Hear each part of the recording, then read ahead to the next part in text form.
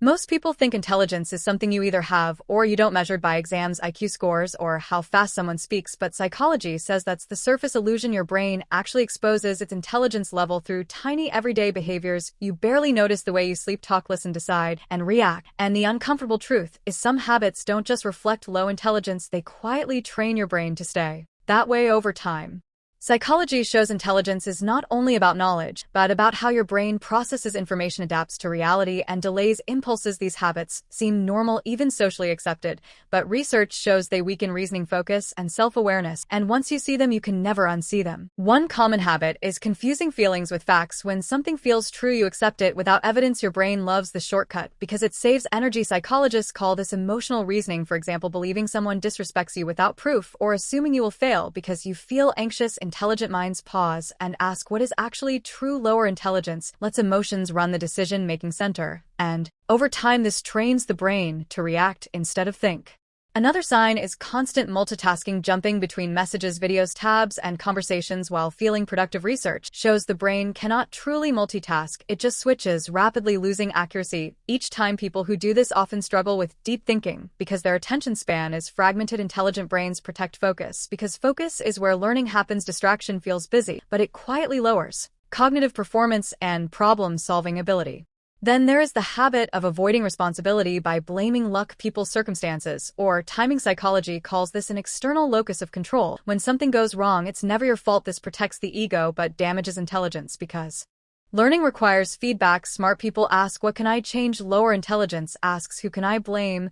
And the brain slowly stops analyzing its own behavior. Another overlooked habit is speaking without processing. Some people respond before understanding, interrupt, finish sentences, or argue points they haven't fully heard. This signals weak active listening skills. Listening requires working memory and cognitive flexibility. Research shows better listeners score higher in reasoning because their brains can hold and integrate new information. Poor listeners protect their opinions instead of upgrading them.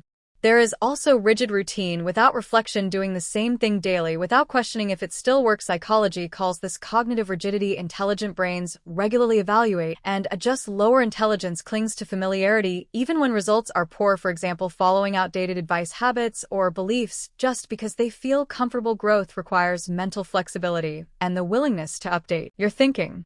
Another habit is avoiding boredom at all costs, scrolling, eating, or watching whenever there is silence. But boredom is where the brain practices imagination, planning, and self-regulation. Studies show people who tolerate boredom develop stronger executive function. Lower intelligence constantly seeks stimulation, training the brain to avoid effort and depth. Then comes overconfidence without learning. The Dunning-Kruger effect shows people with lower competence overestimate their ability because they lack the awareness to see gaps in their knowledge. Intelligent minds doubt themselves because they see complexity. Admitting I don't know is not weakness, it is cognitive strength. All these habits have one thing in common: they reward comfort over growth. Your brain loves comfort, but intelligence grows through friction, reflection, and effort. The good news is habits are learned, and anything learned can be unlearned. Once you change these patterns, your thinking sharpens, your confidence stabilizes, and your decisions improve.